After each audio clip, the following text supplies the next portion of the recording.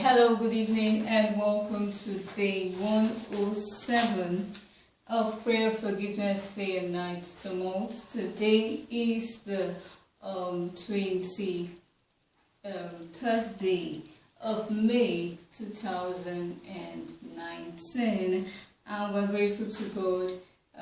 But this recording is for the first day of May 2019. Wow, we're now in the month of May, the fabulous month. So I think I'll read properly the right way I should read. So hello, good evening, and welcome to Day 107 of Prayer Forgiveness Day and Night Tumult. Today is the first day of May 2019.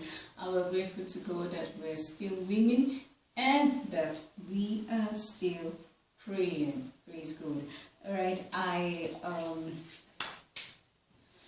today's Vision Week, day 37. What I mean by Vision Week is a week where I'm compiling all the visions I've been seeing previously before now into one. So it's been going on for some time. Now, before I continue, I'd like to share some testimonies of what God has done in the last few days. First of all, I want to thank God for bringing us to the end of April 2019. That was the month of mathematics. Indeed, it was a month of mathematics. I saw God do so many awesome things. That was one wonderful month that I think we'll forever remember for a long time, I'm telling you. And also we appreciate God that we are now in the month of May. That is the fabulous month. I checked up the meaning of the word fabulous, and it means something extraordinary, something mythical, something beyond reality. So I'm in expectancy of so many things I anticipate God will do this month of May.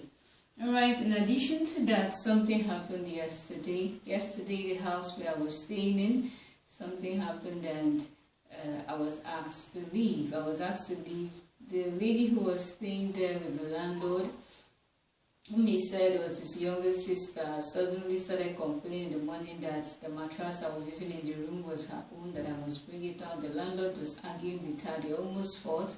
She now called the elder sister. The one was talking to the landlord on the phone. Just lots of arguments and all that. They said I must leave the house. And later on the landlord left because he was, from what I overheard, he was like insisting that as in it's none of their business, that the house was his and he has the right to do whatever he wants to do with anything in the house. So a few minutes later, after the whole thing ended and he left, I left the house only to come back a few minutes later to meet the so-called younger sister and another lady in front of the house, whom I assumed was their elder sister, who began to talk to me that I should bring out the phone in the room for her, that it was hers and all that. But I opened, that was when I was opening the room, so I opened the room, brought out the phone, because actually the landlord had given me that mattress. I didn't have any furniture to put in the house. So she took the mattress. I was inside the room and she said, no, that it won't just stop that I have to vacate the room now. How much did I pay that they will refund me?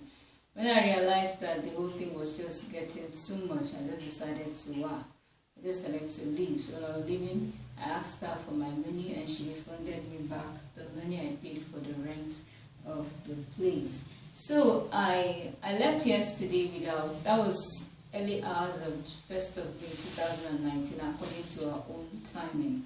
I left yesterday. I didn't have anywhere to go to. I just kept moving from one place to the other. I went to a church, many places, but I was resolved in my heart that nothing will make me stop those prayers. I only told God that there's only one particular thing that will make me give up on these prayers, and since he has not yet done it, I think I will continue with these prayers. So I went to a church. The church, they were just having a gathering. It was somewhere around there. I just listened to the words of encouragement from the man, and later on I told him what I was going through. He said there was nothing he could do now, that I should come back by Sunday.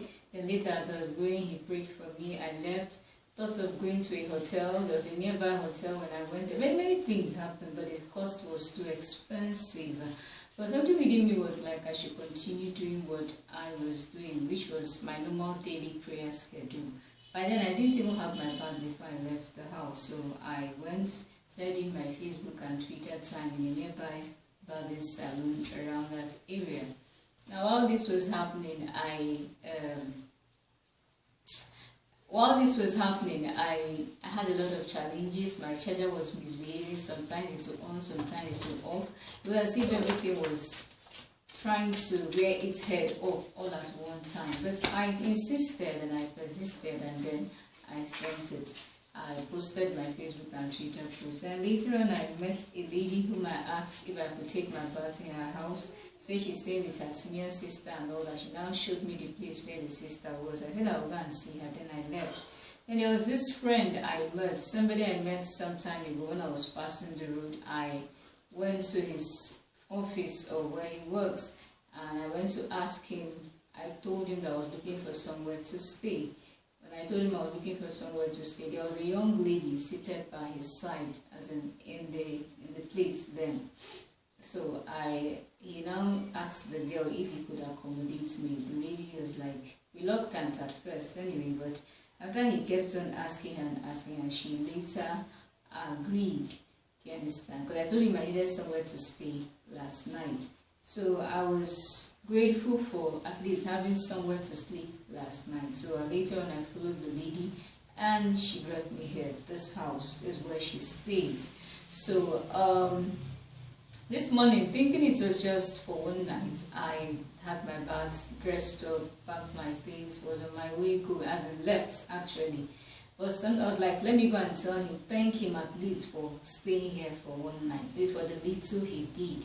You might think it's nothing, but I am one person that I don't look down on anything. No matter how little it is, I still feel you deserve something for it. No matter how, somebody might say, what is it that he gave you? No, I just felt like still going to say, thank you for last night. Do you understand? So when I went to his distance to see him, to tell him, and also to tell, I already informed somebody else to also help me find a house. I also wanted to go and see him, but I went to this other guy that referred me to this place to see him. He now told me that, what am I carrying? Because I was carrying my bag. I told him, why am I carrying my bag? That the accommodation arrangement was permanent, that the girl agreed to accommodate me. You can imagine my surprise. Wow, I was asking for a one night and you said I could stay there permanently.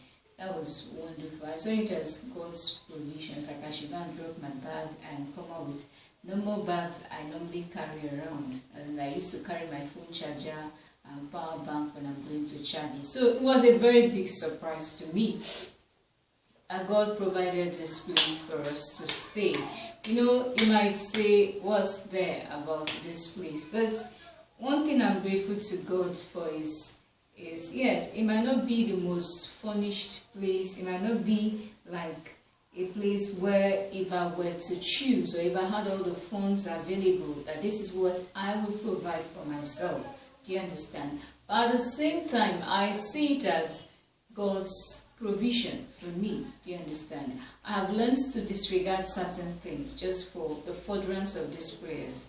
Do you understand? You know, the Bible says Jesus, despising the shame, despising the things that were happening around him, he kept his eyes on what? The goal. There was something he was pursuing. So every other thing was like minor, secondary, housing, do you understand? All those things, they didn't really count. Do you understand? I said it previously in my previous record that we can take anything for good, for the furtherance, not really for it, but at least, do you understand? No matter what, my major aim is to continue this prayer. I'm grateful to God that we have a roof over our heads. Do you understand? It might not be the best of places, but at least it's still something to be grateful for. As in, it's still something for us to thank God for. So I really want to thank God. And I think the additional part of the testimony is that I didn't pay a dime for it. You know, some people will be like, bring 5,000, bring this, you understand? I didn't pay a single kobo to stay here. And that's it. We stayed here last night and we're here presently. So I'm grateful to God. As you can see, I'm sitting down in the room. So I'm grateful to God for this provision. If there's one thing it will do, at least these prayers will continue. by virtue of our stay here, if God says so anyway, because I know most times when I testify like this, the devil tries to fight my testimony. But with what I've seen God do so far, I think this is an encouragement for us to continue praying. And we're grateful to God for it. So God has also done so many other amazing things for us, and we are still very grateful. Like I said, welcome to the month of May, the fabulous month. Praise God. So we go straight to our movie update. I was watching a movie, and the last movie I was watching, I think I told you, is the Argentina movie that I told you I didn't know where it was leading to. So presently now I stopped watching it. And currently now, I watched the Nigerian movie which I finished watching, but presently now I'm watching another movie, an American movie titled The Life of a King. I'm still at the beginning of the movie, trying to see what's actually happening. The last part I watched was somebody locked up somewhere playing chess. Understand? I really didn't understand the idea behind that, but maybe as I watch the movie further, I would understand. So that's that about that. So we go straight to our Bible passage for today. Our Bible passage for today is taken from the book of Exodus chapter 36 verse 1. And it says, they wrought Bezalel and Aholiab, and every wise-hearted man in whom the Lord put wisdom